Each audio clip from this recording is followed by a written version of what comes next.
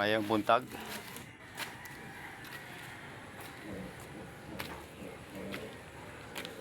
Yan napunta sa atong tulumanon, sa atong mga gawain araw-araw. Kung napansin niyo guys, yung aking kubo-kubo dito giguba nung nakaraan, karon limpyo na. Ako lang gialad akong gibakod tong kuan mga yero, kaya akong lipat pasamantala yung kuan dito, yung mga alagang pato, kaysa yun doon mataas. Idol, akong gibalin sa dire ang mga alaga natin pato or itik dire sa medyo maluwag-luwag, kay wa na may kuan siya kubo. Akong giguba ang mga kahoy, akong kuan dire butang ito guys. Pwede na siya pang sugnod. Magpaabot lang ta hunay kuan budget na para pwedeng ano ulit tayuan. Malawak-lawak siya na kuan area. Yan yung trapal doon na dating nasa bubong, akong gilimpiwan na puro lupa. Yan, kung napansin niyo yung kahoy na hilihilira, yan po sadya kong tinanim yan. Yan hilihilira wala dito sa puno na ito, mangga.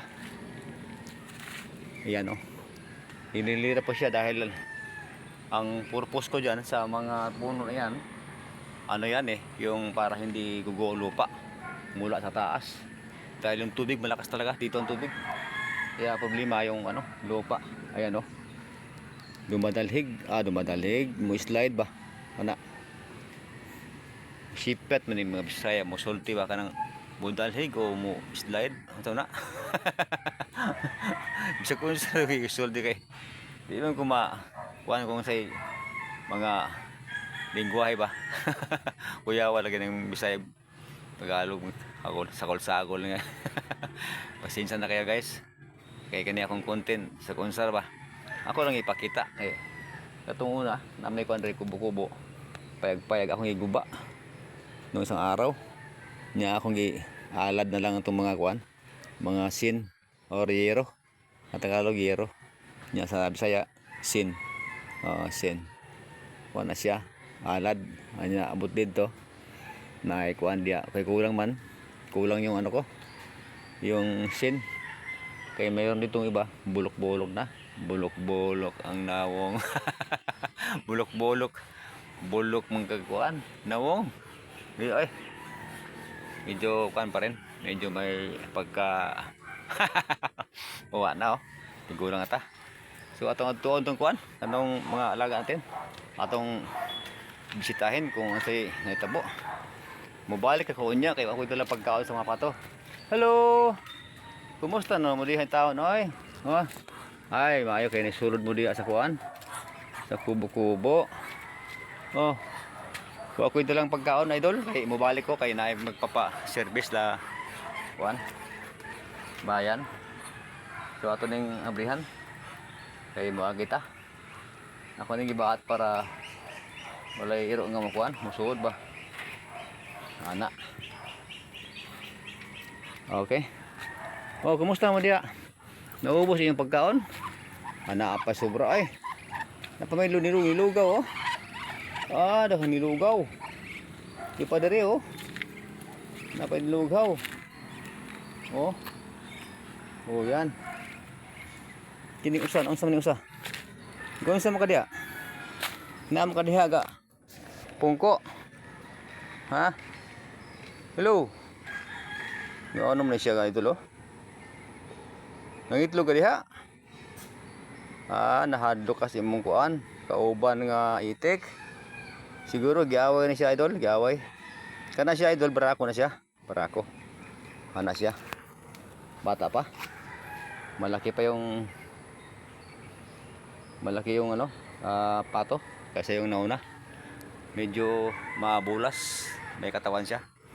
Maganda siyang gawing barako, pang kasta sa mga itik. Ayan po yung ating pong mga alaga. So atin po ni silang ano yun, tan-awon kung unsay maayo sa kabuntagon. Nangitlog na ka diha. Awa pa kay itlog diha. Ha? Pa sa itlog oh. Murag kaitlogon na siya ka idol. Murag kaitlogon. Okay. Nya ka mo. Nagsawa mo sa kuan, nilugaw nga humay. Humay man na, humay. Di man na siya mais. Dami ng humay. Kaysa kuan. Sa mais. Ang humay. Oh, ito na nagkaan humay diya. Na, di mo ka humay. Sa may gibati ni niya, ay wa man sa tindog. Atong tanawon be. Ato siyang patindugon o palakarin. Gawin sa kadiha. Ano na pats? Pats? Oh. Pats gapungkur di ay. Oh, dito si mga kauban. Kadako niyang pato oh. Laki niya. Yan po yung ano, yung nakaraan na 14 piraso na kinain ng mga aso. Sila pa yung natira, dalawa. At saka yun doon oh. Yun. Sila yung natirang 2 piraso lang, babae lalaki.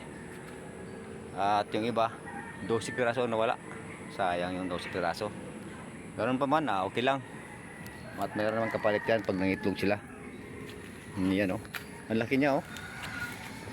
Ang laki niya dol. Oh, laki oh.